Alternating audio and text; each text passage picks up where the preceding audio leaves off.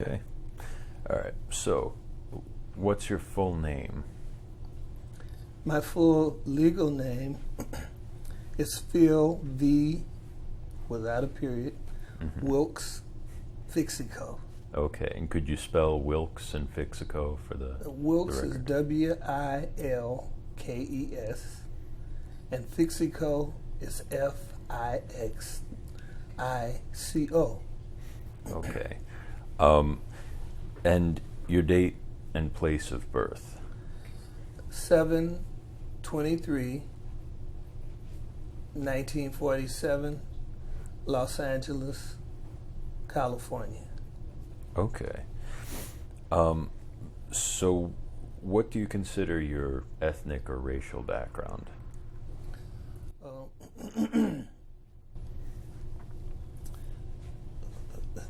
I have an answer that I normally give, and it may preempt a question, but I'll say it. My racially, I'm African Native American. Culturally, I'm an aspiring Seminole Maroon descendant. But to the people of America who see me on the street, I'm just another flavor of black. Fair enough. Well, so can you expand on that a little more in terms of Racially, I say I'm African Native American. This means in my ancestry is a mixture of normal, for many black Seminoles, Africans that came from oftentimes Sierra Leone to South Carolina, and they were rice growers in Sierra Leone. They were chosen as specialists for that area, and they wouldn't cut the grass. They didn't want to do slavery, so they escaped and formed an alliance with Native Americans. And in my case, not in all cases, some cases the Africans come, they escape, cross the border to form an alliance with Native Americans, but they stay separate. They don't mix. But in the case of my ancestry, there was a mixture. And when I say that I'm an aspiring Seminole Maroon descendant, I'm not a Seminole Maroon because I didn't do the required things that qualify you to be a Seminole Maroon based on scholarly definitions of that, in particular Richard Price, author of Maroon Societies.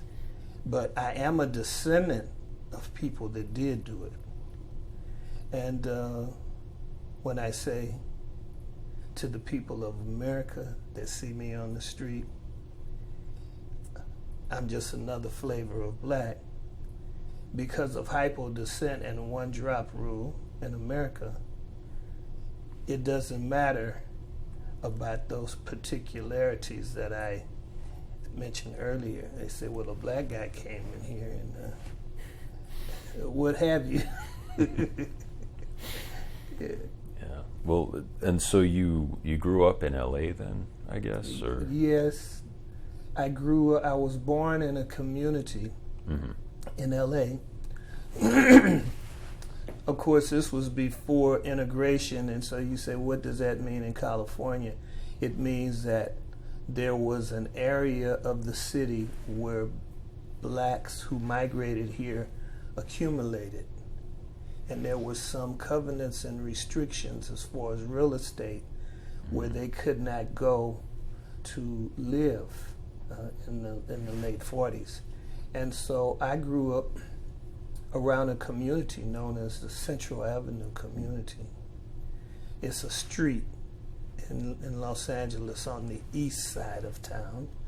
And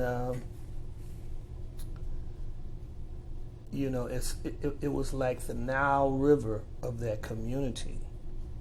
Now, what's important about it is because there was no integration, you had a full range of a cross-section of people.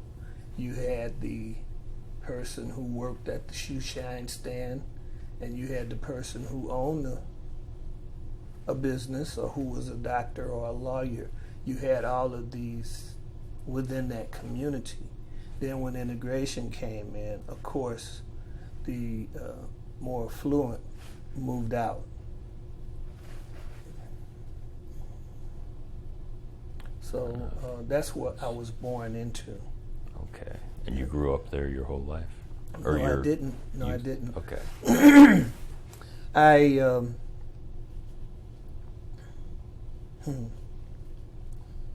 Actually, I then lived with, eventually there, I went to Watts. That's where I was raised, Nickerson Garden Projects. And,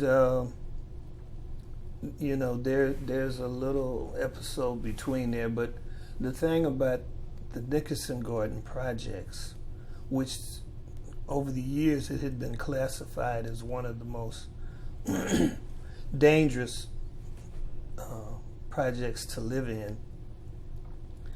But when I came from Central Avenue, those were the little small houses with the off the alley and the dirt in the yard with cans and rocks and stuff. But when we moved to Watts, the projects were new. Mm-hmm. It was like, oh my goodness, 2-story, new plumbing, green grass. Wow, it was like a plush condo. But it was one problem, and it was a big one. Mm. Because it was not only low income, it was below poverty line housing that someone cared enough about poor people to build. Not only did they care, someone had fought the necessary battles to demand that it be built. But there was one glitch that they didn't foresee. All of the people that lived there were poor. Mm-hmm. And you had two classes of people. You had the poor, rather financially helpless and defenseless, and you had those among the poor who had decided, I'm going to prey on the people that are closest to me. So you had predators and you had poor. And it would have been a great idea if they somehow could have integrated systematically the different socioeconomic classifications of people, because the property was there. Very soon after I moved in, and when you moved in, it was a dead giveaway because all the children, they literally lined up to see what you were bringing into your house. Mm-hmm. And then if they saw something, oh, they got a ball. And unfortunately, we had boxing gloves. And they, oh, you got to bring your glove, But what happened was, shortly after we moved in, a man was stabbed in the back and killed, and he bled over the back porch. Soon thereafter, maybe a few months, a young girl, 15 at the most, she was raped 7:30 in the evening in front, and no one, people pull their shades down.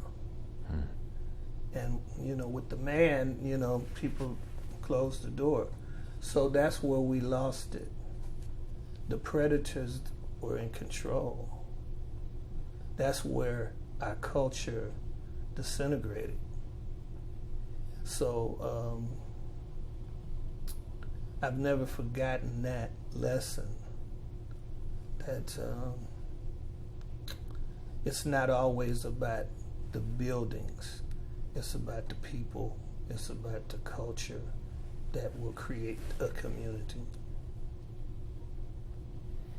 Well, so your parents, who were they? What are their names?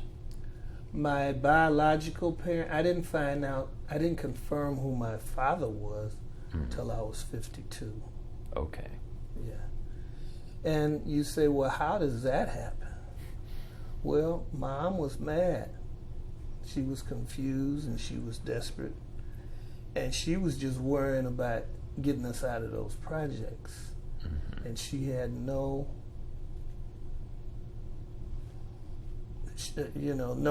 she wasn't about to be concerned about my identity, And hey, well, if you're getting something to eat and you got a place to stay, So she, it played havoc on me, and it because I developed an identity problem. Identity crisis very young, and I survived it, but it was a devastating upgrowing, and 4 years old, I was having the nightmares, I'm emotionally, I was having the night terrors, or I was having the night terrors, but there's another psychological term for it. Okay. So I was having that, and I was raised in a web of secrets and lies. But the worst ones were the half-truths, where I would think I'd have it, and then I'd run into the truth that I don't have it. So you have the same nightmare night after night. So I was given eggshells and syrup for breakfast because they say that's supposed to cut the worms, evidently, that's making you. But, we moved to the projects, and so by 8, a predator, I got 2 pennies, and I snuck off and went to the store, and so I was violently molested. Mm-hmm. And I didn't tell my mother. I told a neighbor. He told my brother, who really didn't understand what was going on, the extent. And he took some street vengeance on the guy. But I lost my smile. I began staring. You see, I'm still affected by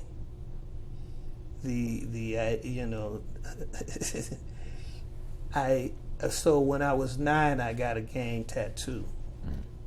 What I was really saying is, leave my body alone. And I never knew about college. Nobody ever talked about that. My ambition was to be a hustler. Those were my heroes because they were predators, but they weren't the violent, hurt you predators. They were my fantasy then was dreaming about I could take a ice cream truck, not the kind that makes the noise, but that supplies the ice cream truck, that I would get it and I would bring it to the projects and I would open the door and I would walk away and everyone could just go in there. So that was my esteem. That was my sense of self. And so by the time I started getting in trouble, late 12 to by 14, I was quite naturally, I was in a gang. I was eventually I hit the wall.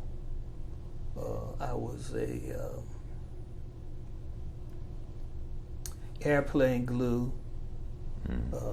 weed and wine, and so I had become a plague on my family, on my school, and my community.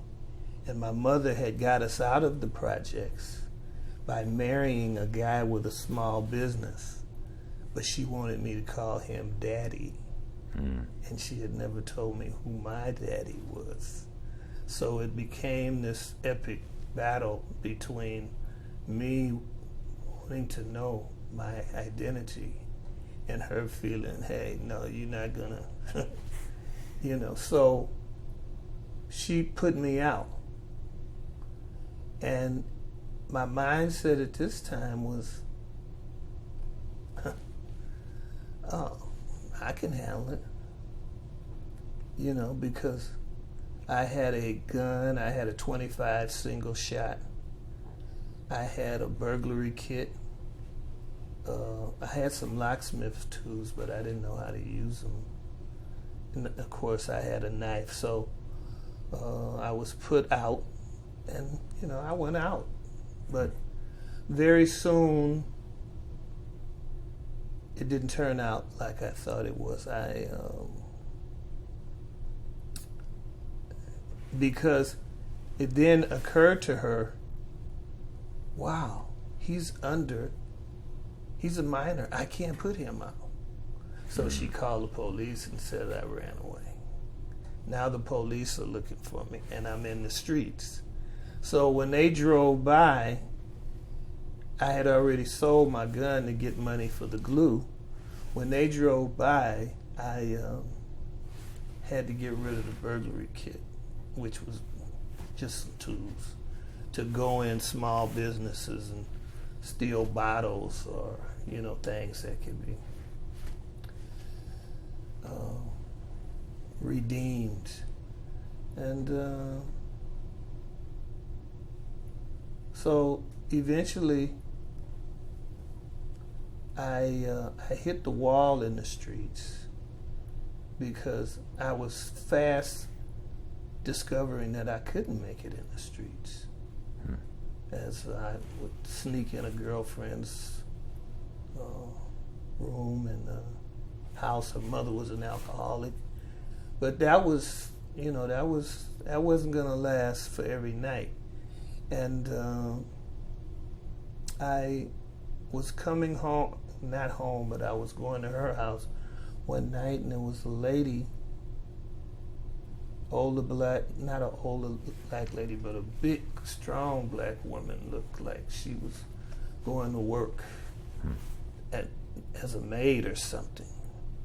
And she had a purse, and I had no money. And I said, I know I'm not going to snatch a purse. That's not a hustler. But I did attempt to snatch her purse. She was stronger than me. She could have killed me. She literally could have lifted me up, broke my neck, and killed me. But she restrained us. Thank God I'm here today. Bless you, lady, for letting me live. Messing with that woman on her way to work. And so I felt an extreme sense of shame. But I wasn't shamed that I had snatched her purse. I was shamed that I had failed to be a hustler. And so the next day, I attempted suicide. I just was at my little girlfriend's house, and I locked myself in her bathroom, and I took a bunch of prescription drugs. I drank a bottle of iodine, which probably saved me. And because it was burning so bad, I wouldn't go to sleep as a result of the drugs. And so I wound up going into the system, juvenile hall system, for a year. And but first, you got to get your stomach pumped up. Mm-hmm. And that's like being waterboarded. They lay you on your back, stick the tube down, and just flush the water with they can't give you anything because you already taken enough. So, and so I can truly say this, though. From being in jail at 14, I was in solitary confinement. I escaped. I was spent days in the day room of the psychologically, mentally problems, and that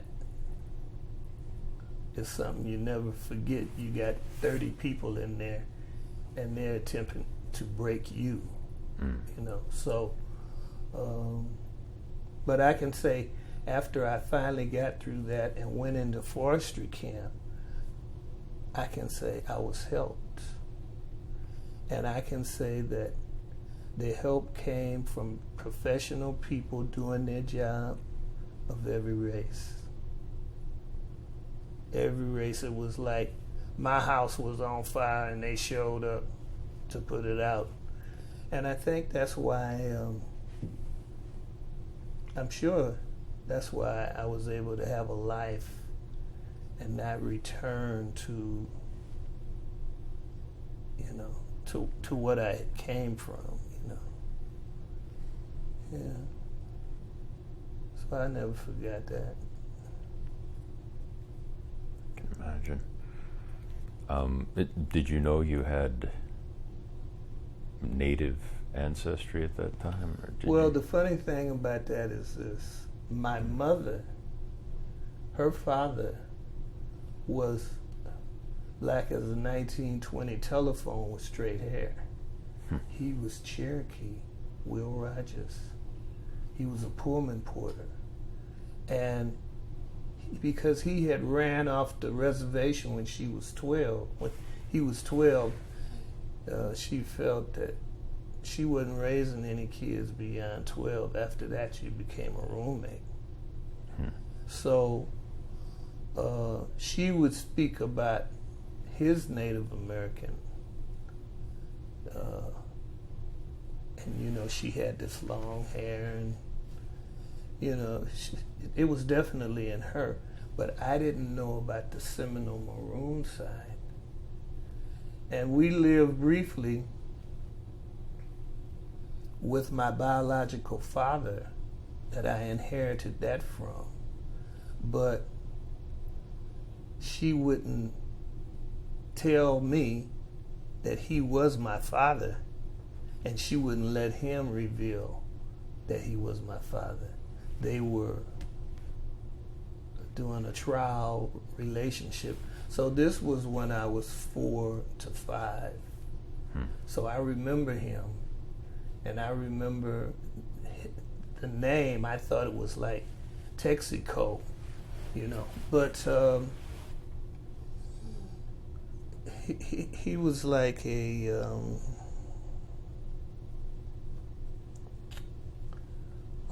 he had problems with alcohol.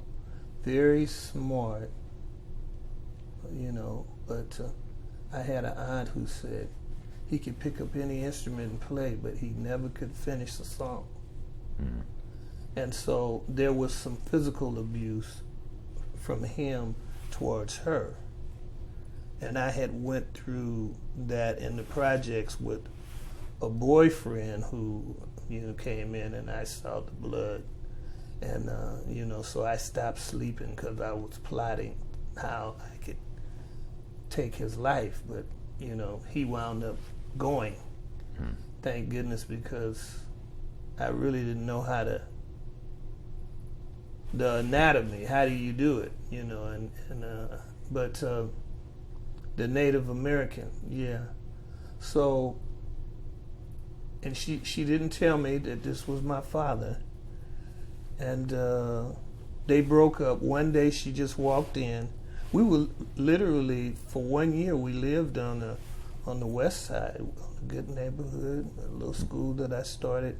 But one morning she walked in and she just threw a sheet on the floor and she threw a few clothes in it. And she said, "Let's go." And she tied that sheet and we just walked right out into a cab. So actually that was my biological father that I inherited the Seminole from. It turns out, and I've just discovered some recent information, that his family, they were Seminole. His father had been listed as a full-blooded Seminole. Here's some more drama. But in reality, he wasn't full-blooded, but for the roles, he was. And so this is my grandfather.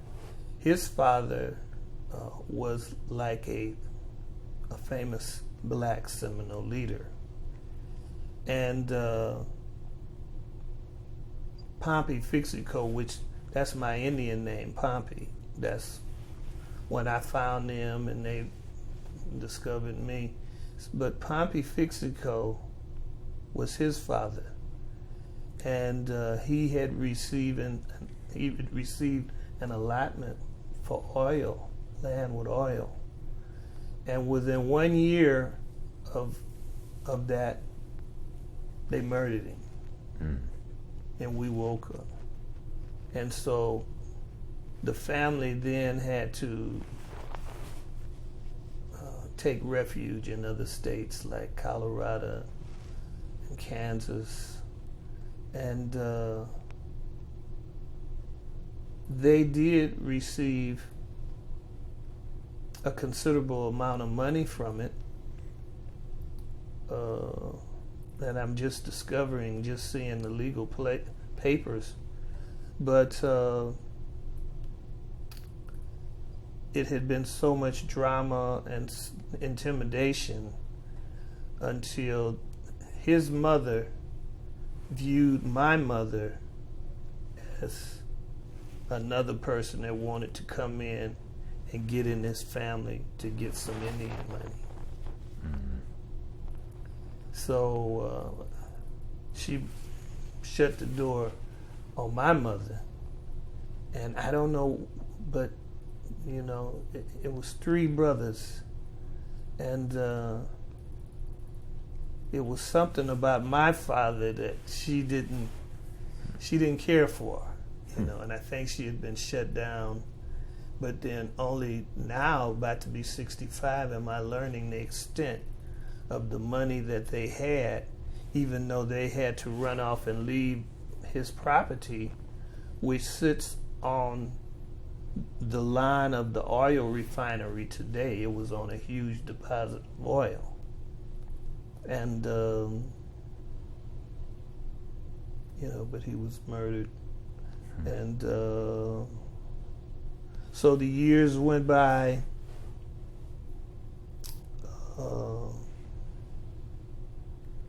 I still didn't know. She wasn't going to tell. And eventually I discovered, you know, I was having some health issues. So at 52, I put together all the facts that I knew. And I found the family in Los Angeles. And I connected with them. And then in Texas and Oklahoma. And some members in Missouri and Mexico. And so for me, when I went to the one of the ancestral homelands, and they put me in the parade in a limo like I was a returning son, and at the school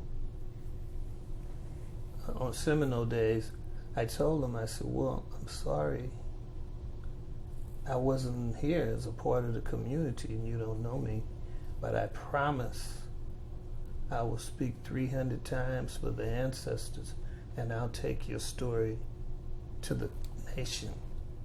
And so I did it.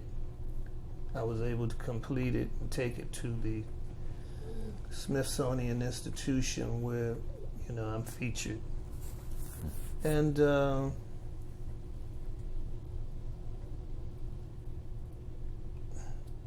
that was 13 years ago.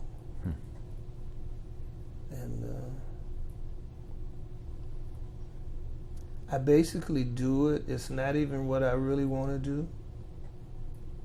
But I basically do it because I'm afraid not to do it. Because the way my life was set up, when I finally found this, and when I found the people in Oklahoma, it was only the older people that knew my story. They said, oh yeah. And I was lucky enough to find an oral historian. Poppy. He knew my grandfather. He knew the whole story. He knew about the house on the oil field. And what I've come to discover is he was in his 90s, and I began a relationship with him. I could call and get a copy of the Dawes Rolls, and I could talk to him about the Dawes Rolls, and he was sharp as a tack. He could, whatever family, he could tell me about the whole family. But for much of the other part of his brain, he was in Alzheimer's. But it was like it was these islands about coming up in Oklahoma and in that era. And then I lost him because it was terrible. But so the Indian, Native American, when I discovered it, it was like I was walking down a road and I saw something strange. And what is it? Is it a bag? Is it a balloon? I picked it up and it had many names on it.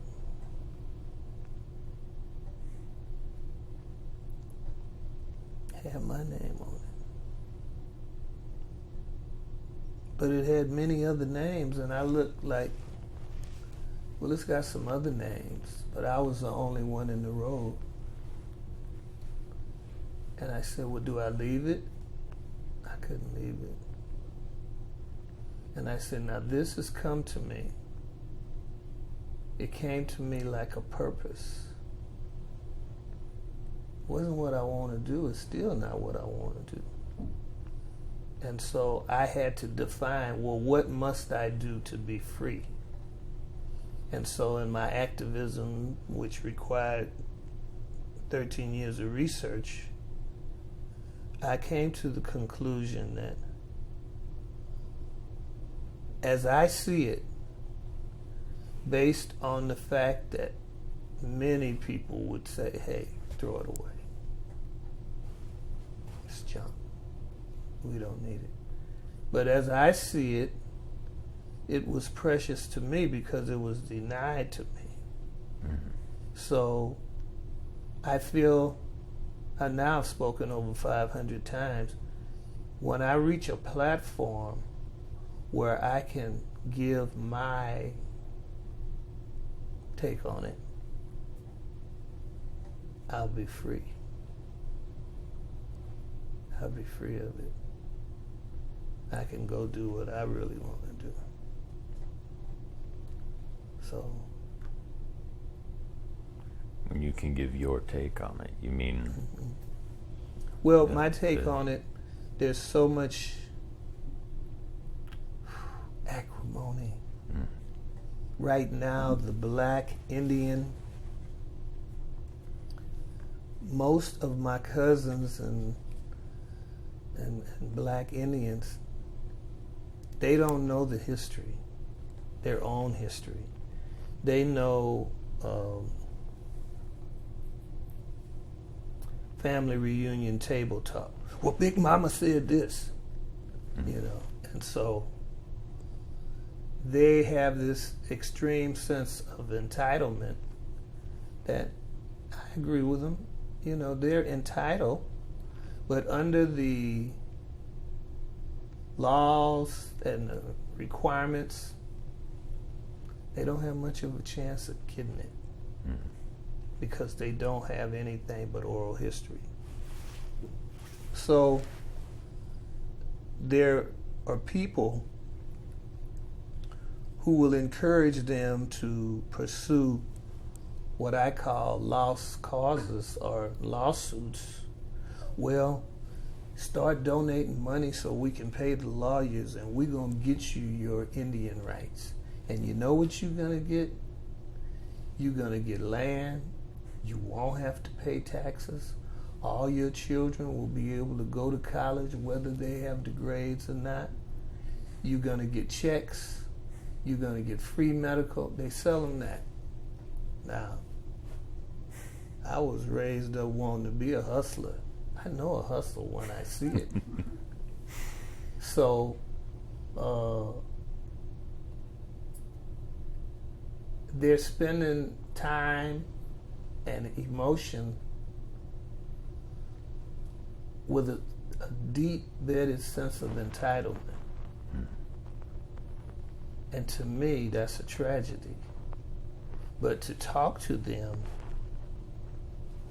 I become the enemy. So, you know, I want to make this clear that, look, you don't have to hate the Indians. You don't have to hate America. What you need to do is begin to work for progress in your life. Use the same techniques that immigrants use that come here.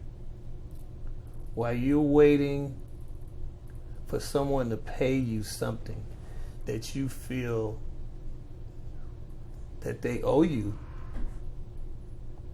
your life is going by. So, as far as that is concerned, there was a report called, a paper called Estelusty Marginality. Estelusty means black person in Muskogee, Maroons, that's like the N-word.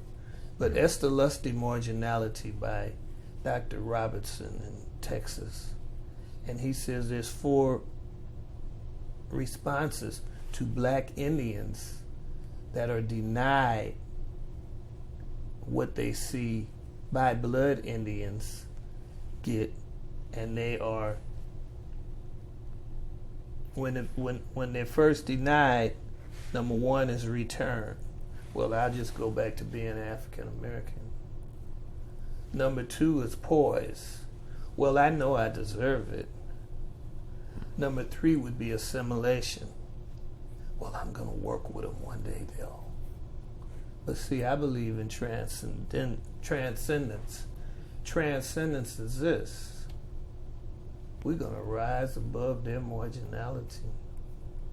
Because if Indians are only 4.5 million, African Native Americans that believe they're Indians is over 26 million. Why don't we just leave them alone, say thank you. Now we are going to look at you and use your culture to help us build our own groups that we will then act like we're immigrants, like, oh, in America the streets are paved with gold. We can do anything. We're going to learn how to recirculate our dollar like the other cultures. We're going to have new cultural imperatives because it's not about race. It is about culture. Hitler proved to the world that you cannot advance mankind by using race. He spent a lot of money and a lot of lives proving the point that race is a dead end. But through the use of culture being traditions, customs, and habits that govern our behavior, this means that people that don't look like, act like, talk like, think like can still some kind of way find common ground, and they can decide that they're going to pursue this common ground even if they don't necessarily like or love each other, and they can still advance. So let's deal with culture. Now, African Americans, the culture was uprooted, pretty much destroyed. So then that's what we need to work on.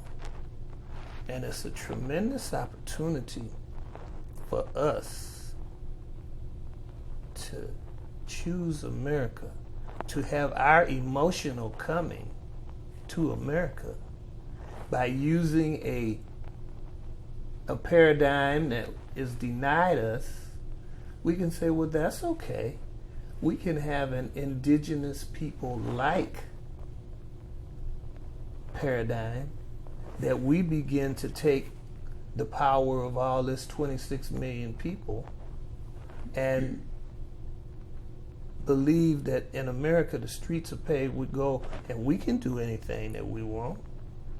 And so why don't we do that instead of wasting time thinking that we're entitled to something, that Indians have sovereignty. We can't beat that. If we don't have the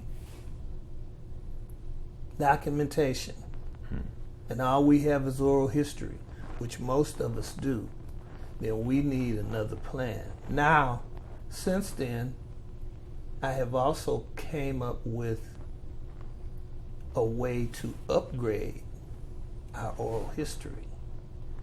And well, how can we do that? Well, first of all, we have to let it go about pursuing the Indian tribes and the government as an entitlement they owe us. Now, once we do that, work with what we got. We do have oral history. How can you upgrade oral history? This is my plan. Well, first of all, we need to question our elders about the oral history that they have. We need to do interviews. We need to organize it. We need to put it somewhere where it is preserved. Okay, so let's do this. This is my plan. Sit down and organize that oral history from the elder that has it, and put it on a piece of paper, and then put a notary jurat at the bottom, turn it into an affidavit. So, okay, Big Mama, Grandma, you saying that your mother told you that the family was from Oklahoma and that Carl was on the reservation, and they put all that down. Now you sign, go to the preacher, a moral witness, and say, will you witness my oral history statement? Okay, once he witnesses you signing that paper to someone who is a authority figure, a moral figure, that adds something to it. It's already accomplished something because you even created it. Now, most people are not going to take that much time on something that's completely not true. So let's say that now you've got your oral history on a paper, you've put an affidavit there, you take it to a notary, and you have your statement notarized that was made in front of a moral witness of some type, some status. Now you have a legal document, an affidavit No, the Bureau of Indian Affairs would laugh at you if you took that and say, well, we can't get membership, we can't give you a certificate degree of Indian birth. That's what you have to have, a certificate degree of Indian birth to go to the Bureau of Indian Affairs. I mean, you have to have documentation to go to the Bureau of Indian Affairs for them to issue you that, and then you go and apply at a federally recognized nation. But now we got the oral history. It's an affidavit. Now what do you do with it? This is my other suggestion. Find someone, maybe like your school, that has an oral history department. Or it could be some organization, and encourage them, look, we want to send these notarized affidavits of oral history to you. And we then want you to issue, here's the big idea, a certificate degree of oral history. So now you have that. And so what does it mean? It can't get you into a federally recognized nation. So now you create your own. You simply come together and create your own. Now, when I get to the point when I can say the things that I've said here, national article, I'm ready to give this back to them. I'm ready to take all this off and just go do what I want to do. Fair enough. What is it you want to do? Well, as I look back over my life,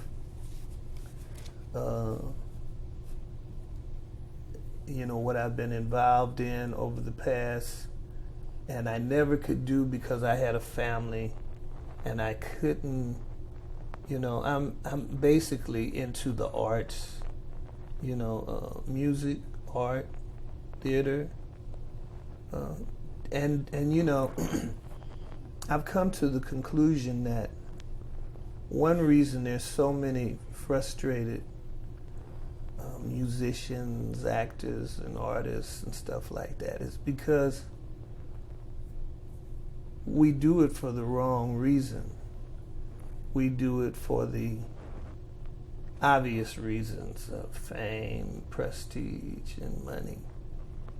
But the true value of a lot of these things is medicinal. The ability to, I graduated from a 2-year junior college art school, and they advised me, oh wow, with your drawing skills, and you should do black family art. Oh, wow, what a blow to me, because I had no family that I knew of. And so, I was crushed. I went into abstract expressionists. And if you do that, you're going to stay home and not have no money. So, and no matter how lofty my goals were, I'm going to create a new visual language. I'm going to have a conversation with historical artists using a satirical technique of expression. I created about 128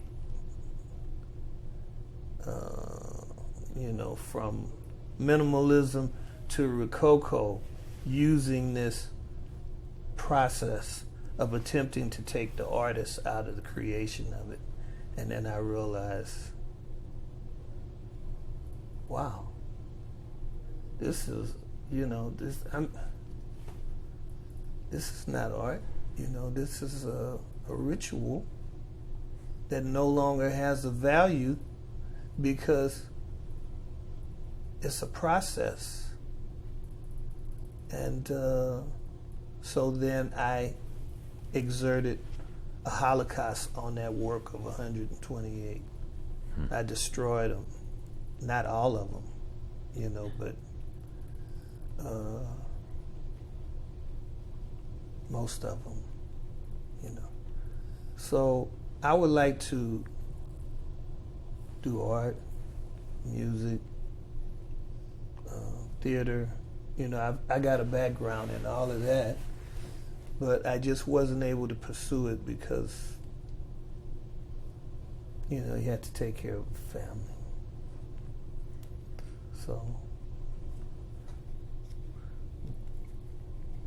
And so you've mentioned your biological father. Is there another person in your life you look to as a father or father figure, or is that just the term you were using? Well, coming up, I never really, I never really, I almost had it. He was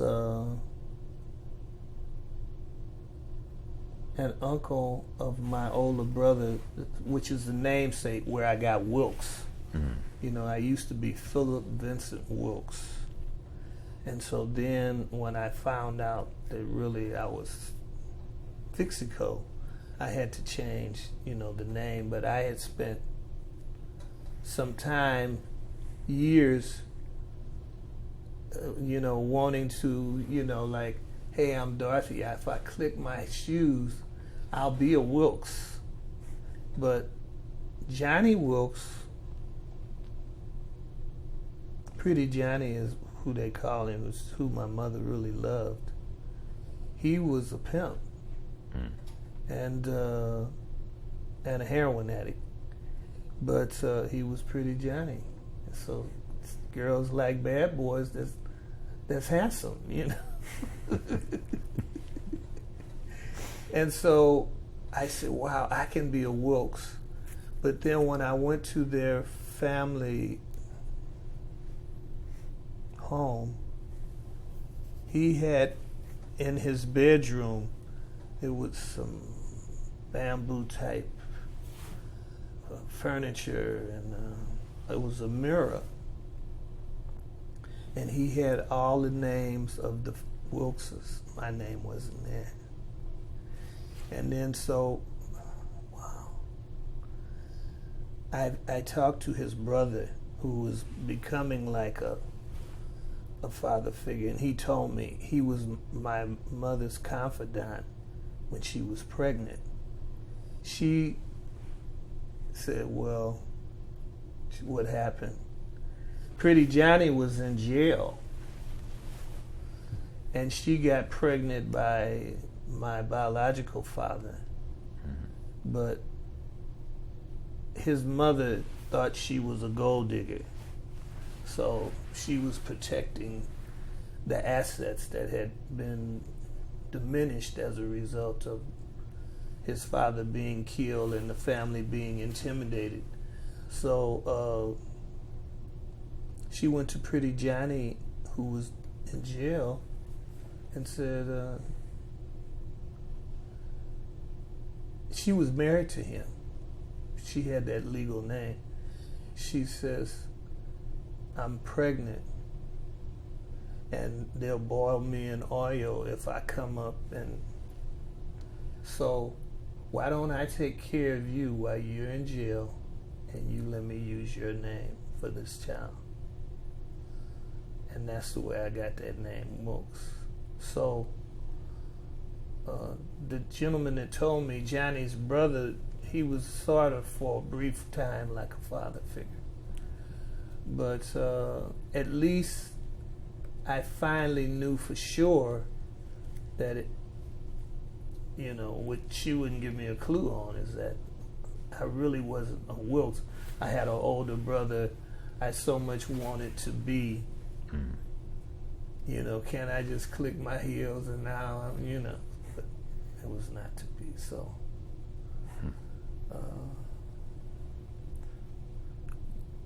So how exactly did your family end up in Los Angeles, or was that part of the scattering? That's interesting. Okay, that's a good point. This of the diaspora. My mother's family, who they were Cherokee freedmen. Her father was a Pullman porter. And as a Pullman porter, he got a chance to go all over the country. And he saw, Los Angeles. The weather's good, and it's not the same type of discrimination as you would find in other parts of the country. So he moved her out, the family out here. But my father, my biological father, as I told you, they murdered his father after the oil was discovered. And so they had to flee Wewoka, Oklahoma, which is Seminole County, Oklahoma. They went to Colorado, and they went to Wichita, Kansas.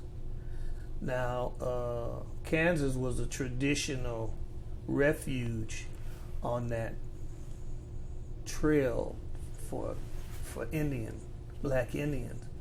And that's where she first met the gentleman who would become my biological father. But he went off to college, and her family moved out here. But his mother had tuberculosis and needed to come to a cleaner climate for that. So he then came out here. And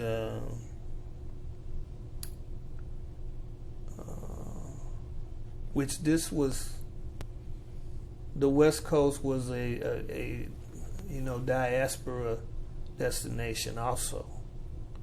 But they met out here.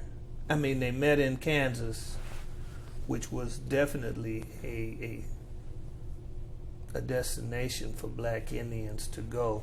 This even occurred during the Civil War, when they had to flee Indian territory. They went into Kansas. So, yeah, that's how that hooked up. I see. So, what can you tell me about sort of the Seminole Maroon side now that you've reconnected? Or now that I've found out? Yeah. What I can tell you is that Seminole Maroons were, and what I found about my own family, they came from Sierra Leone. They were rice growers. They were brought to South Carolina, and they were part of what some people say Gullah Geechee, but they were the Gullah Geechee that they wouldn't take the slavery. They were very defiant. So they ran away or were helped to escape by Native Americans. They went into Florida. There they formed an alliance. To qualify as a Maroon, you have to escape slavery, go to another culture, cross a border, form an alliance, then turn and fight your former oppressors, enslavers, and win. And there's different levels and degrees of Maroonage. Like Haiti would be the highest because they won a country, but they've paid a price for winning a country. But the North American Maroons, which most people don't even know about, the Seminole Maroons, they did what I said. They escaped slavery. They crossed the border. They made alliance with the people. They turned and fought their enemy, and they won. And the next level of maroonage is not only do you win, but you get your adversaries to put it in writing through a treaty that you have won your freedom. So that's what they did here. And they did this 25 years before the Emancipation Proclamation. And so many people don't know about it. What actually, it was based on John Quincy Adams, who, when the politicians would talk about how can we get rid of this sleeping wolf under the table, slavery, and he said, well, a slave may free himself through war. So that was a John Quincy Adams principle. And so when the Second Seminole War occurred, well, Florida is not an easy place to fight in when you have all of these people using guerrilla warfare. So for the United States, it was the most expensive war of removal because they spent, some estimates have been $30 to $40 million on it. 1,500 military personnel coming from the Army, Navy, and Marine Corps lost their lives, plus militia, and they still couldn't beat. And when they took the report back to Congress, Congress said, they told the military people told them, well, the truth of the matter is it would only take 10 of these people. It would only take 10 of these people with a knowledge of this land to require us to keep the whole army in Florida. So they couldn't beat them as long as the blacks were in alliance with the Native Americans. They couldn't do it. So they said, we've got to divide and conquer. So General Thomas Sidney Jessup said, we'll offer freedom to the blacks if they stop fighting and go to Oklahoma. And that's what happened. And there was some, so they, and he put it in writing, and the Army backed it up. This was in the Fort Dade Articles of Capitulation was signed on March the 6th, 1837. But so, and they started going to Oklahoma in 1938. So blacks won their freedom 25 years before the Emancipation Proclamation through direct combat with the United States Army, Navy, and Marine Corps. And this was the same thinking that Abraham Lincoln used for the Emancipation Proclamation in 1862 when he was being advised by those politicians who knew about this hidden and forbidden treaty known as the Articles of Capitulation that they used to help win the war against down here in Florida. And they advised him on his legal basis was, well, we allowed the military commander in the field to use this under the terms of battlefield legislation. We had to do what's best. So that's basically what the Articles, what the Emancipation Proclamation was. It was battlefield legislation done under war powers. And it had to be augmented after. So I've worked to bring this truth out. And Bill Katz, the author of Black Indians, which, I've always shared the top information that I've gleaned from my work and research and interviews with scholars, where there's some descendants, you telling them too much, make them pay you. Hey, I don't own this history. I didn't go through what they went through, so now I'm going to make them pay. When you do that, you pervert the process, because now the whole truth doesn't come out. And this could delay the whole revelation for years. If you hold back facts, and now these scholars who are using primary source information in the form of documents are operating on what you've given them, they could go up the wrong road. So I have some descendants, they don't like it because I feel my guts and fully cooperate with the scholars. Mm-hmm.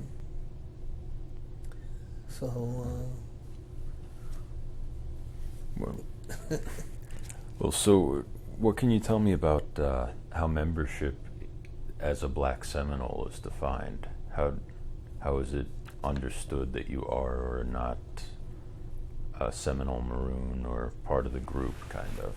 Well, many Black Indians, Seminole and other categories, they really don't know their history, and I've been accepted by a group. I actually have, what makes me different from many descendants is my grandfather, his mother, was a full-blooded Miccosukee Indian. And when the Dawes Rose came, she was smart enough to put him down as full-blooded, so he would get the full effect of his Indian benefits. Now, my cousins, they can join the Oklahoma Seminole Nation, but they really don't give that much. In Florida, you have some members, they're getting $10,000 a month to be a full-blooded member. But in Oklahoma, it's not that much. You get there's some programs that you can qualify, like Sylvia Davis. She took it all the way up to the Supreme Court as a freedman, a Black Seminole, who was a member of as a Black Seminole, because her son didn't get $125 educational money for his school clothes. So I created a word called Cimarron, which is Seminole and Maroon. I created it, and even though I'm accepted by the Texas Seminoles, I should have a legal right to join the Oklahoma Seminoles. But here's another problem there. My mother, she put Pretty Johnny's name on my birth certificate. So, but I have affidavits, and my cousin, she's a high in the Seminole Nation as far as the Black members are concerned. I could fight it. But here I have my whole life, didn't know the truth. But I could go down there now and get the card, but I'd have to tell a lie. I'd have to say, yeah, what's on there is the truth. It's not the truth.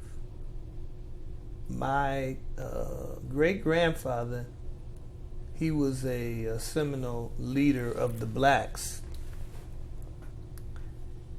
he chose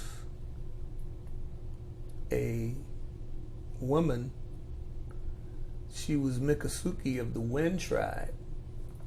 That's the highest, Wind clan, I'm sorry. That's the highest clan. And even when the Scotch-Irish came to America and their plan was, I'll get a Indian wife. And in a high clan, because that means I and my children will have full access to Indian society. So my great-grandfather, I think it was an anchor baby to bring the black group that he led in closer cultural ties with the Seminole by having a child that was Wind clan. The problem was his mother died from a epidemic. And so that meant now he didn't have, see, the women, it's matrilineal. All your power comes from who your mother was. So when she died, and the rest of the tribe, or rest of the nation, I'm sorry, obviously knew, well, he's really part black. He had no one to stand up for him. And maybe he did. So his black father, who was a leader and who had money, stepped in and got him a guardian who was actually white, member highly placed in the tribe, to be his guardian while he grew up. So, but me, I say I'm a California Cimarron nation of one. I got my own thing, and I don't need no members. I'm fine because I know the history. I've done the research. I've met and talked and shared with PhDs all across the country. They call me, they're lonely guys. They don't have people to talk to. On that level, once you learn so much, it's only a few people you can talk to. So,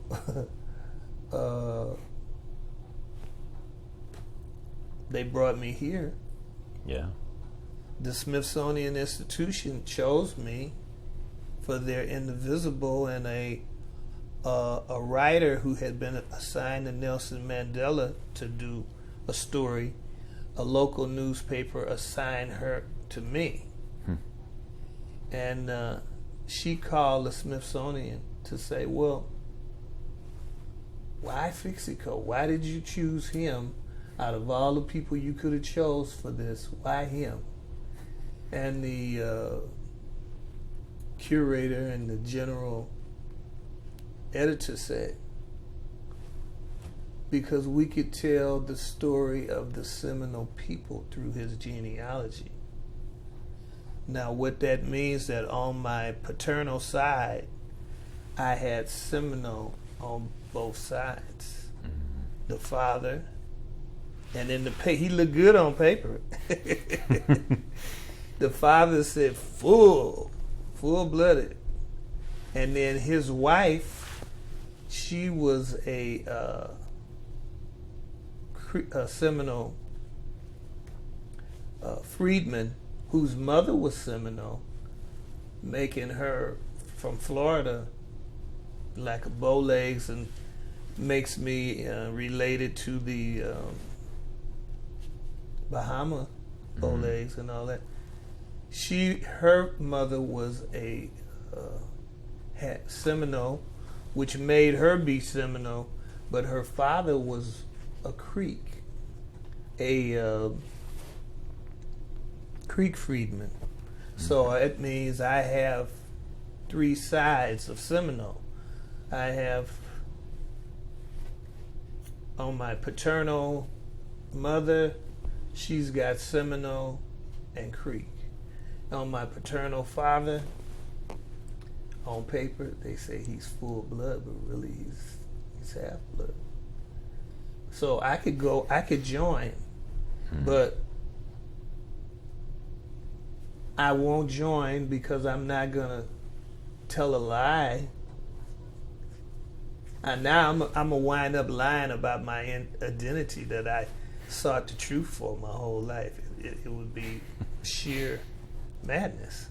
So just to get what $2,000 when I'm 18, when I'm not 18, or $3,000 when you're 65, it's not worth it. I could use it. So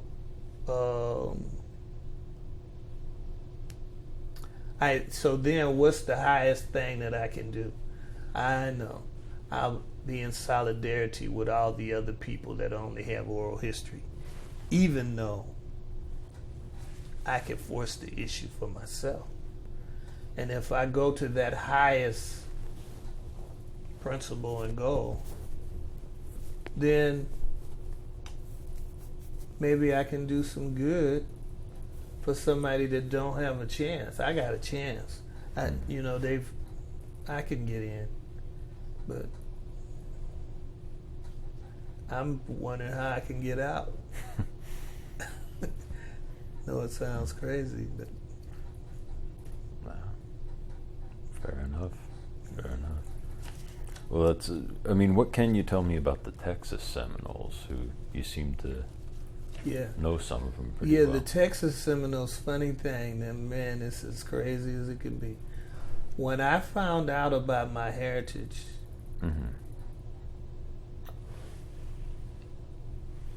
and the way I found out is it came on TV. Go to this website to learn about your genealogy. So I sat down and put all of the knowledge that I had about who I might be, and I knew of this name, Fixico. And I had a cousin who was my mother's also confidant. She would tell me, that's your father. But my mother wouldn't. So if your mother doesn't, you still don't know. And even worse than that, if your mother tells you and you don't trust her, you still don't know. So I put Fixico in the computer. Bam.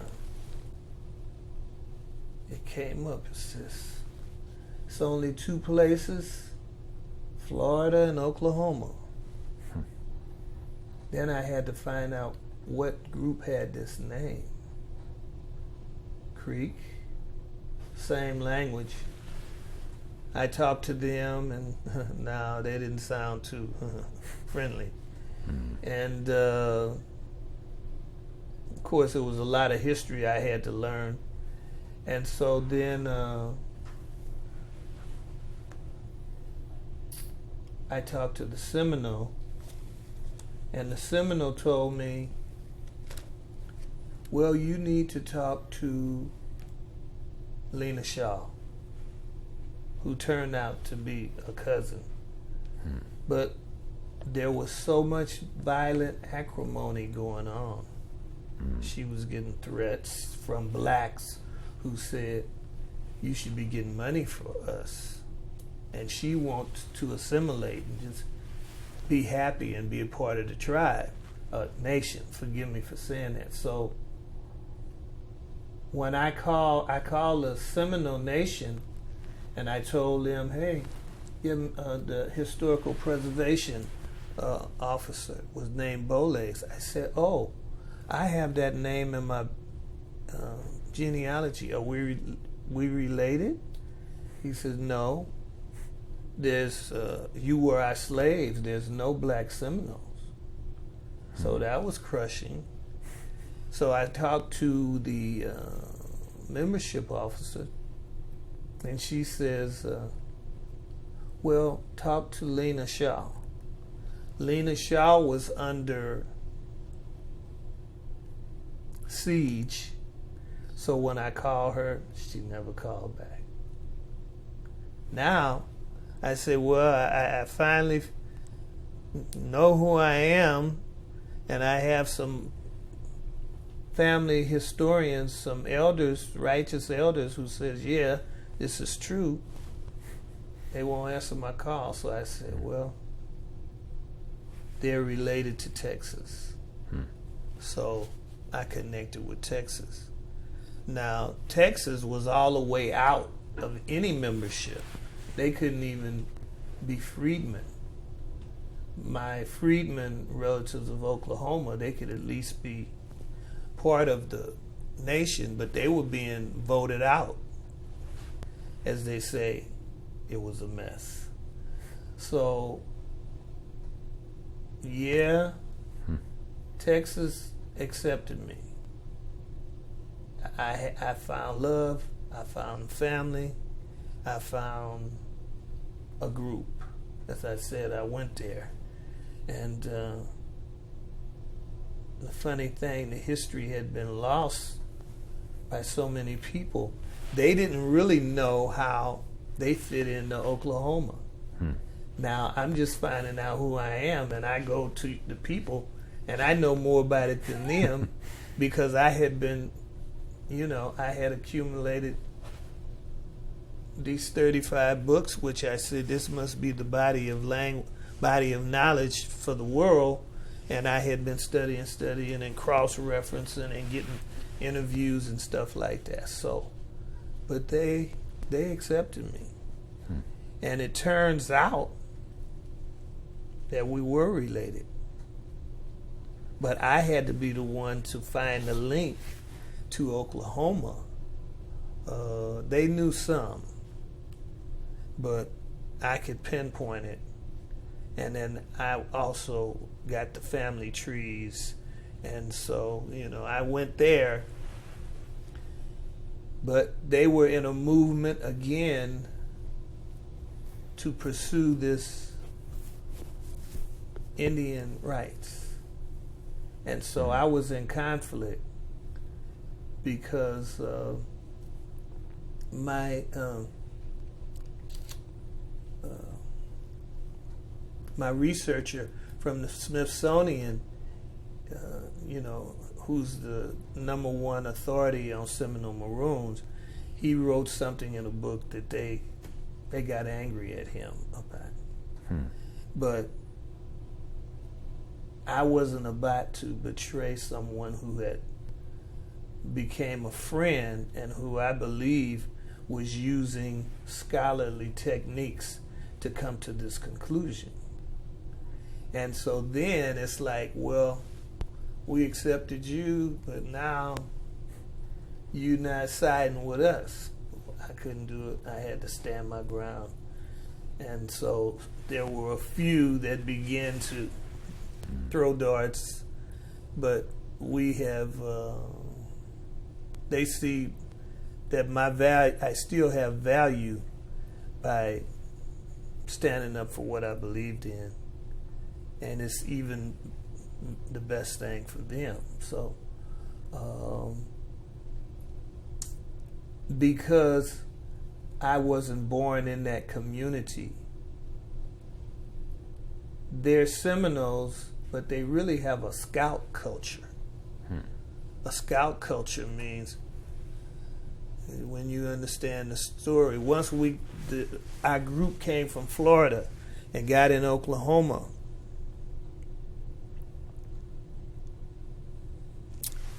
the treaty that was made in 1837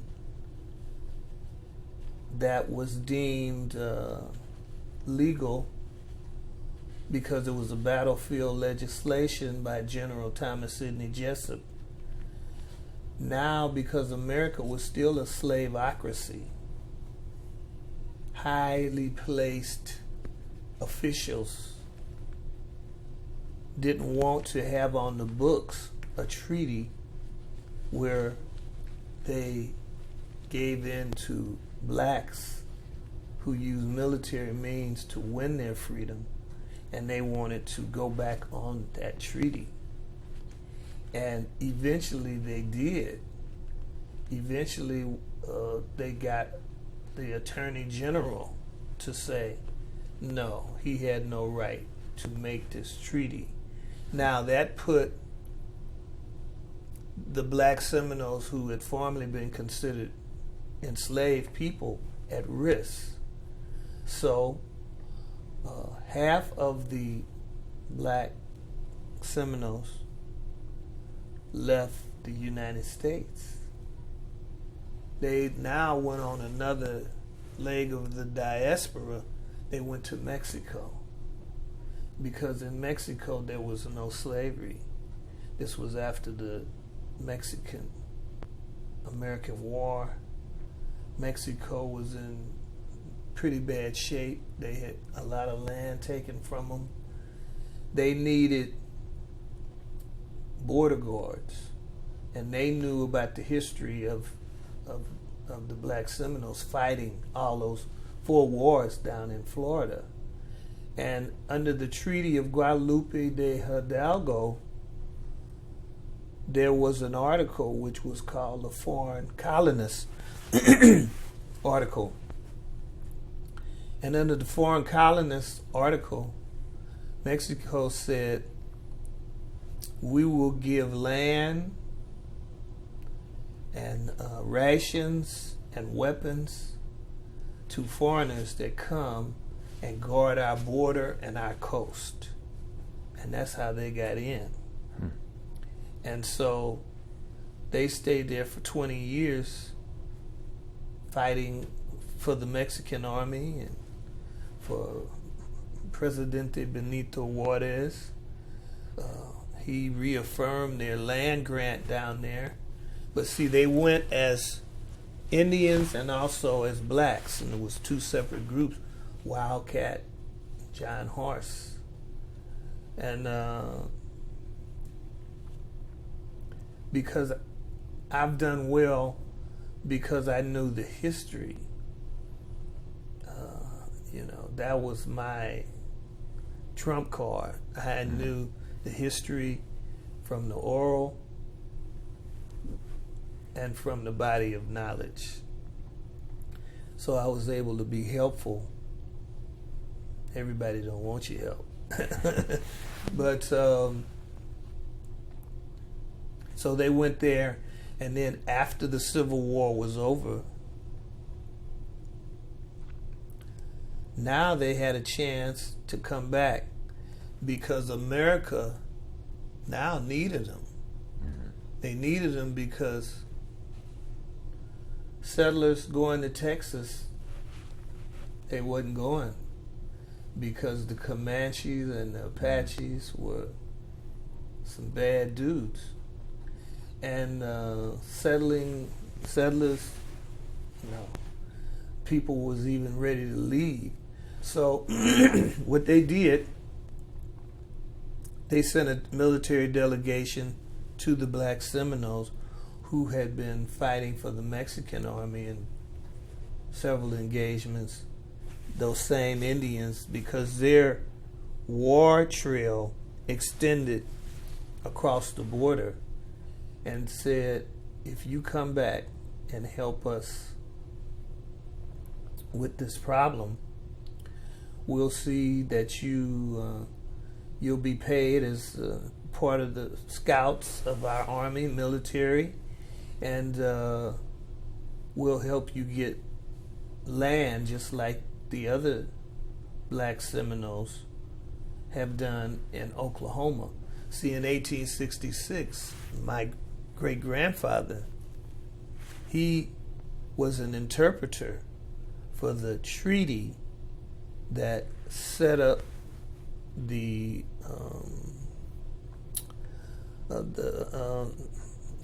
rules and of the treaty that was the 1866 treaty that gave freedom to the black Seminoles and entitlements. So when the black Seminoles were in Mexico and the Civil War ended, they didn't come back. because it was unclear how they would be accepted. So in the treaty, they gave any, there I go with that. The Seminole Nation said in agreement to this treaty, they said anyone who was with our tribe, our nation, can come back 6 months to a year. They didn't come back. And so that meant that they didn't have to honor land to them. But so that meant in 1867 they didn't come back. In 1870, they still heard that there was no slavery in America. They being the Texas Seminoles that were in Mexico, they still heard that there was no slavery. Why don't we go back? Maybe we can work our way in. United States government said, come back, be scouts, and we'll see that you get your land, and we'll pay you as scouts. And they came back in 1870, July the 4th, and there was a paper called the agreement. It got lost. And so when the scouts who had been in these black Texas Seminoles who had been in Mexico, who came back believing the government was going to stand behind this, administrations had changed. And another administration said, wait, you're the Seminole Negro Indian Scout. Now the Seminole falls under our Bureau of Indian Affairs. But what is this Negro? And they say, oh, you're black? Say, oh no, we don't have to. We don't have to honor this because we can't make a treaty with blacks, you know. And so they lost out, and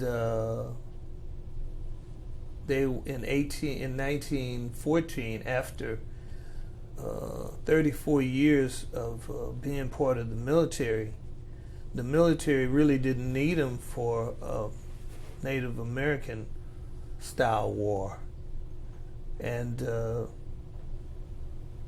they dissolved the unit,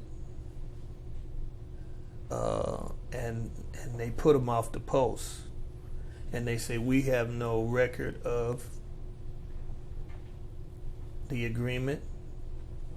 And while they were on the post or serving as scouts, 4 of the community won the Congressional Medal of Honor. And one of them, Pompey Factor, who won, as he went up in age, he went to apply for his pension. They say, we don't even have a record that you were served in the military, let alone you won a Congressional Medal of Honor. And now what happened on that? I like to stay with the facts. And the fact is, I need to determine how it was resolved, because I've seen it written, oh, isn't that a shame that the man won a Congressional Medal of Honor, and then the United States told him, we don't even have a record of you being here. Now, is that true, or was it true that they did tell him that they didn't have a record, but later on they were able to give him some of his justly deserved benefits? Now, I don't know which way it really went. I would have to do the research. And so I have to comport myself like scholars on points like this, because if I say something and it turns out not to be correct, then I could lose my credibility as a descendant and as someone who is operating under academic, in an academic manner. So there, I know that he was initially denied, and so they came back, and which I already said that, but the Scouts were dissolved.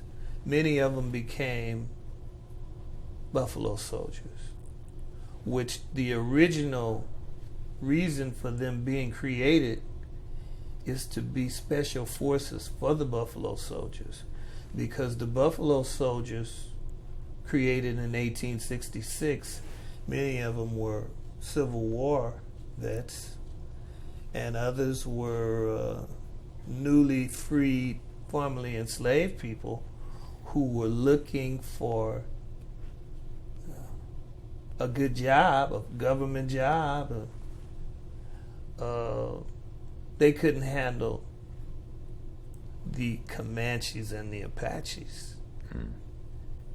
And so they needed the special skills of the Seminole Negro Indian Scouts. And it's like me. I've been a member of my local Buffalo Soldier chapter for 8.5 years in Los Angeles. And the reason that I was able to join is because I'm related to the Seminole Negro Indian Scouts, because I wasn't in the military. I also had years where after the Watts riot, I went in and worked in the poverty program to help rebuild. I could have used that as a community service in exchange for military service, but when I said Seminole Negro Indian Scouts, I was right in. Yeah. So they get a lot of respect.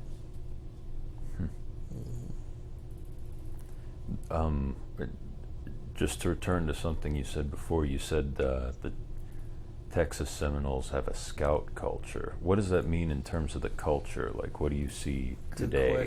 Good question. Texas Seminoles have a scout culture, and many of them don't even realize their culture is really a scout culture. I realize it because in my quest to understand, in Oklahoma, they were in the same area with Native Americans. But even they lost the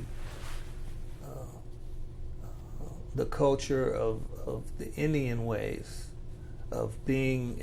They don't. There's 14 bands. 2 of them are black. One of them is named after my great-grandfather. And the other 12, they respect, or they, I should say, follow that culture that was in Florida, which recognized not just the bands, which could be extended family that hunted together or was survived together, but the matrilineal requirement of a clan member is who was your mother. The uterus is golden, and whatever comes through those gates, that's who you are, you see. So it was different amongst the black Seminoles even there, but they were at least around Indians. But in Texas, the Native Americans, they went back to Oklahoma for the most part. And so the blacks then coming across and becoming scouts in the U.S. Army and living in and around Bracketville, there was really no Native American role models. Even Uncle Dub said, well, he sees himself more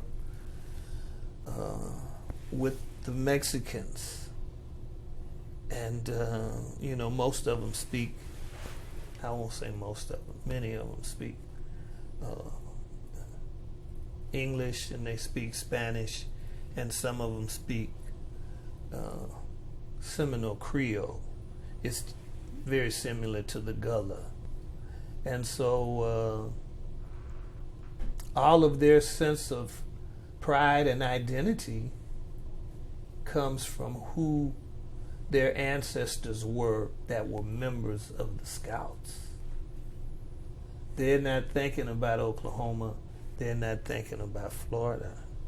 Now, they know those names, but I could talk to them about some names from Florida that connect to Oklahoma, and they don't know that history. It stopped. And so, I don't. Yeah, that's why. Obviously, there's some things that I don't want to say. Yeah. Obviously, I don't want to say too much, but I'll just say that it's a Scout culture in that it's more cowboy than it is Indian. It's more cowboy than it is Indian. Fair enough. Yeah. Fair enough.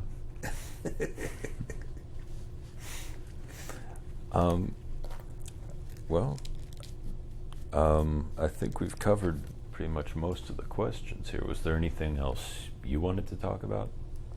Well, I do want to say that it's a beautiful thing to have hope. And now I see a tremendous era of hope. And my goal is to, I had a 3-pronged attack that I had planned. One, I wanted to create the Bureau of Black Indian Affairs. And I did it. But it is in existence, but not to replicate the functions of the Bureau of Indian Affairs, which many black Indians feel is against them or not recognizing their claims, not in a pejorative sense of claim, what they feel is a rightful claim to getting Indian rights. So I connected with a publication known as Indian Voices. And, I have it here in the whole shot. And the editor thought it was a wonderful idea, Bureau of Black Indian Affairs. And it's grabbed traction across the country to a certain extent. The people that know about it, we should have had that. But because my plan is to get out of it, I refuse to take part in the management of it, because it really would have involved me deeper. So my suggestion is that it become a news bureau commenting on the issues of black Indians, the Bureau of Black Indian Affairs. Well, okay, my original idea. So Bill Katz, he agreed to lend the weight of his repository of articles and to it, and the Indian Voices newspaper is published by a black Seminole. So she comments on it and enters articles about it. So that was part of my 3-point plan. It came into existence, and it does exist, shall we say. I had another plan, which was the National Unstoppable Proclamation, meaning that black Indians all across the country would eventually say, in statements using the media.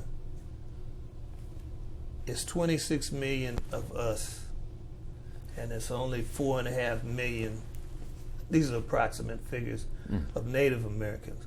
We're going to do our things. We've got the numbers. We're going to do our things.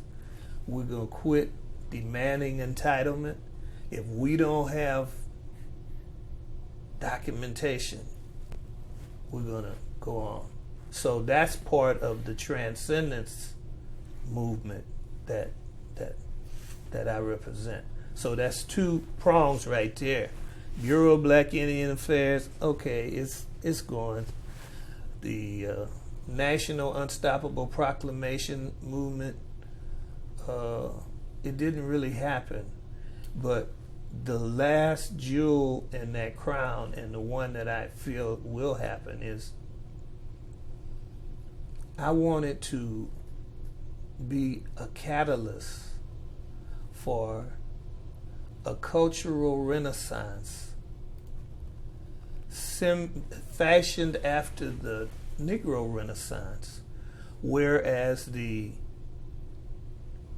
protagonist for the Negro Renaissance was the new Negro, because we was colored and everything else before that. So the new Negro, the talented tenth, the cultural elite, the culture, the Harlem Renaissance fashioned it after that. And but we have some help now. We call this the African Native American Renaissance.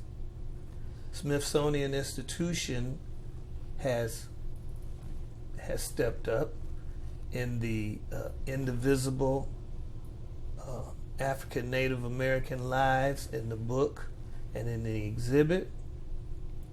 They define African Native Americans. So I believe I spent years doing promotion and in the war on poverty. You got to learn a lot of stuff, and also selling real estate. So I said, they've already got a lot of ink out there on this. All we got to do is get what they call coattail on top of that by thinking globally but working locally. Now, how do we do that? We begin to have black powwows. We begin to have African Native American beauty contests. We begin to inch our way up, and we center it and around the humanities. Dance, music, art, drama, photography. And I think it's going to happen. And I'm sure I'm playing a role in it because, I speak on it, I write about it, radio, newspaper articles, and I like to get it going so I can walk away from it. Well, fair enough. Yeah. So this is an example. Yeah. I didn't cause this, but I think I made a contribution locally. Yeah, I'd have to say so. One last question, I guess, since you've reconnected with your heritage, has that changed your perspective at all on Los Angeles? Because I guess you still live there. Did you move anywhere else? Well, no, I didn't move. Yeah, it has. See, because I was always known as, I was an ex-gang member and youthful offender, and I overcame that. And then I was basically known, my highest point of a reputation in L.A. was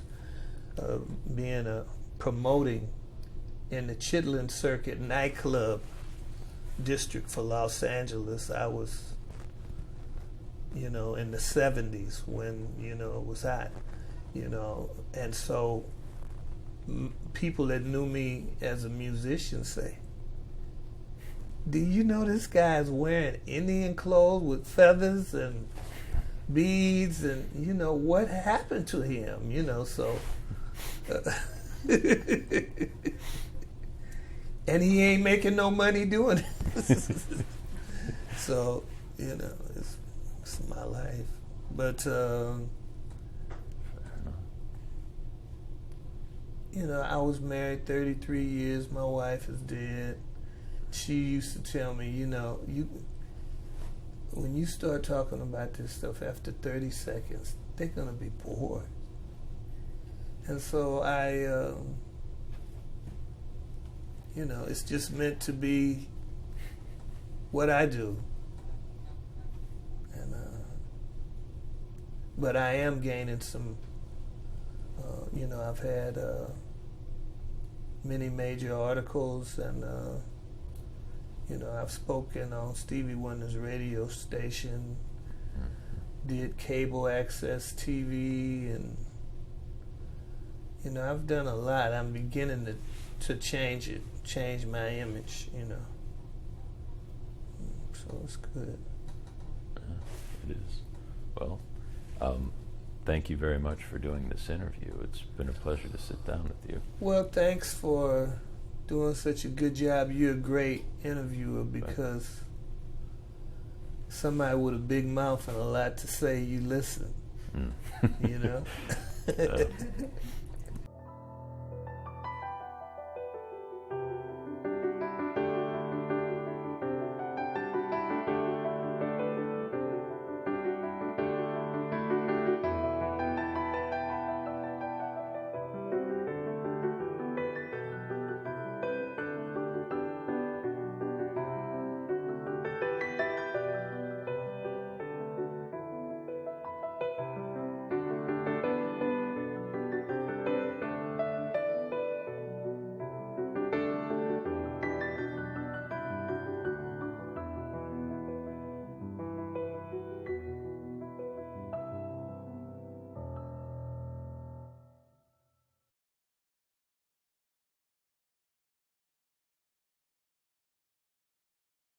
Cool.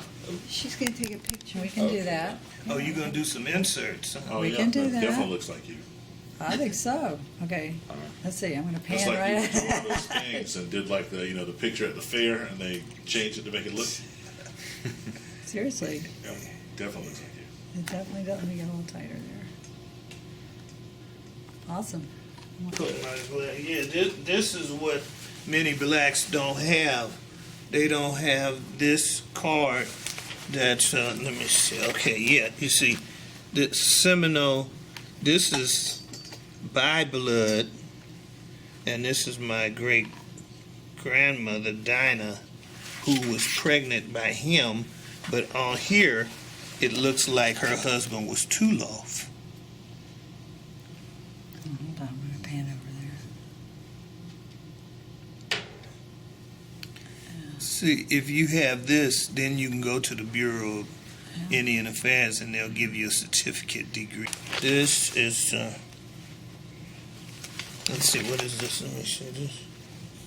Oh, this is the Freedman roll, you see. The Freedman roll is not full blood, and you can't get the benefits. Limited. Okay. I think I'm shaking. Oh, there's your other Oh, key. thank you, sir. No Okay, I worries. got that. Okay. What else we got? Now, here's the family of this. His wife here was my. This was my father's. My grandfather was Phil Fixico, who was the half-blood son of Papa Caesar and Dinah. Now, this is my biological father. These are what's called the heirs. This is after my grandfather was murdered for the land. This gentleman here, he's a Creek freedman. It's by Archie Stevens. you see, that name means something too. And he married his best friend's wife to help with the family. See, because she had oil money of the lease. And I just found out recently that in 1933 she was worth $133,000, which in today's dollars is $2.4 million. And so my mother, who had a relationship, had me, who was impregnated by him, she felt she was a gold digger and held her out of the family. And so this was one of the reasons why I never knew. This is another side. This is Pickett Rennie, and that's on her side. Her side being the that black woman that you just saw. She had a Creek side, and she had a Seminole side. And Pickett Rennie. Now this was, see, the Creek Nation, because now this is the big one. See Paul Fixico over there to the left on the land office? Yep. And highlighted in yellow? Yeah. See, that meant that he had 160 acres of allotted land. See, this is what the angry black Indians, they want something like this. But because he was listed as full blood, they had some restrictions on him being able to sell all of the land. When he was murdered, she being her, right, the mother of his children, now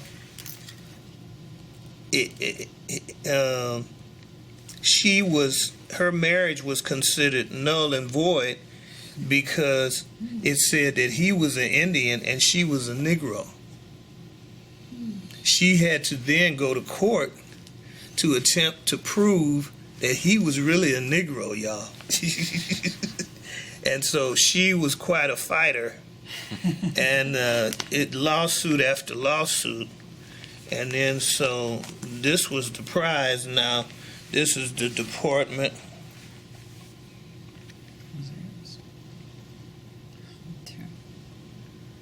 See, it tells he was Seminole, his roles, by blood, and listed as full. Okay, let me see if I can get that glare out of there. There we go. see over here, it says full on the left side on the blood. Yep, let me get that. This is the kind of documentation that, as I said, the freedmen would kill for. Let's go up a little bit because I got the shadow right here. Oh, okay. They would kill for this. And I have it, but Okay, food, full blood, diamond. That's the great thing about this high definition camcorders. I can actually. now this, man, just tell me when you tie. This right here is Dinah Fixico's family. You see, here she is. But it's listed that Tulof is the father of my grandfather, which wasn't true. So therefore, because Dinah Fixico was Okdiochi, which is Miccosukee, she was Wing Clan.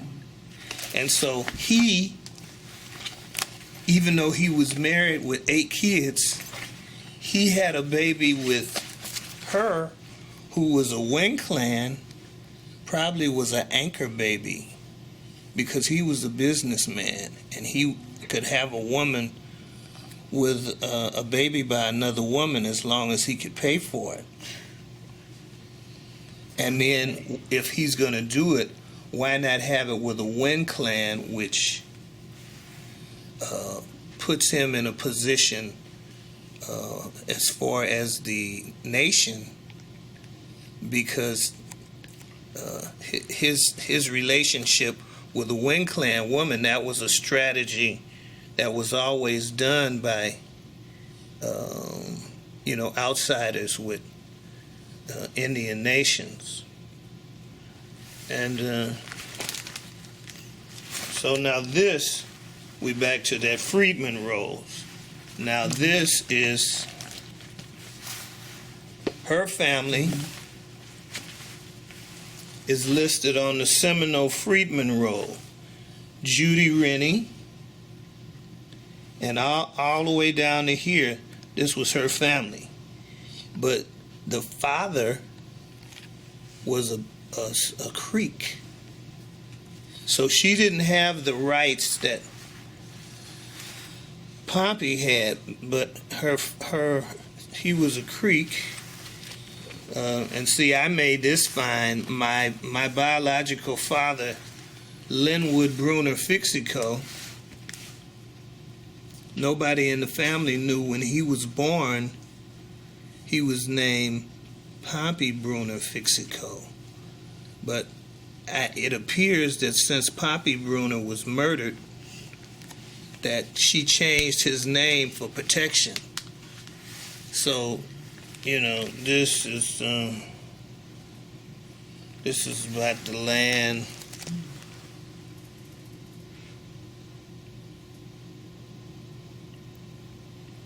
And the property is still back there. There's 3 other heirs, but nobody, is doing anything about reviving the leases. I had an uncle, he went back there in 68, and they told him, if you don't get out of town before the sun goes down, the same thing is going to happen to you that happened to your father. Now, I also, this family tree of this family, many of the people at this conference, such as the Paynes and the Fays, their family members' names are duplicated in Texas. And so I can show how we are related. But see, they didn't have that knowledge, because I went to Texas and because I accumulated the body of knowledge and spoke to the oral historians. I had it and could say, well, this is why. Because I met one of the descendants in the graveyard cemetery. We were looking at a name and she knew I wasn't from there. And I said, we have this up here. This is how we're related. And so I'm just showing you now. This is a guy, John Fay. A little guy, but look at that attitude.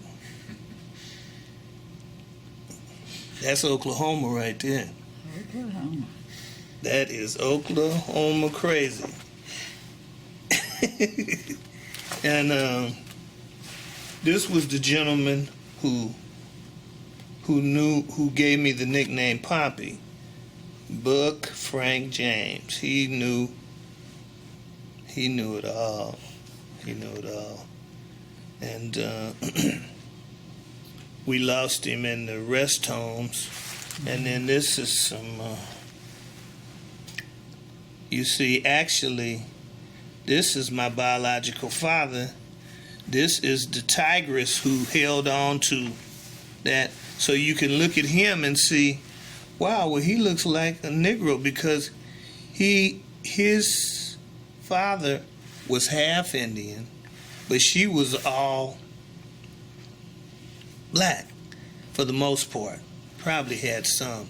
So I get say my lighter skin and different complex type of hair from my mother, who was Cherokee freedman with the long hair and all that. But this is maroon, Seminole maroon, which you can be black. It's just, you know, so this is me. I was following I wanted to be a Wilkes, and to be a Wilkes, you had to be a boxer. And I was fighting for the Teamsters Gym of Jimmy Hoffa's era as a youngster, and this is Buffalo Soldiers.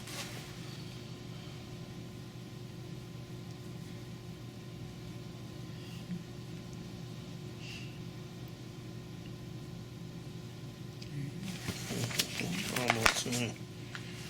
This is me. When I began to speak in the colleges, this is John Horst. This is Texas. But I created that as my own identifier because I knew I wasn't from the community. And so anybody could come up and say, you ain't even from here. So I created my own identifier, California Cimarron, Nation of One. And this is the, that's the real people. Look at that, because I think I just ran out of media. You just ran out? Just ran out. Okay. Just ran out. But Well,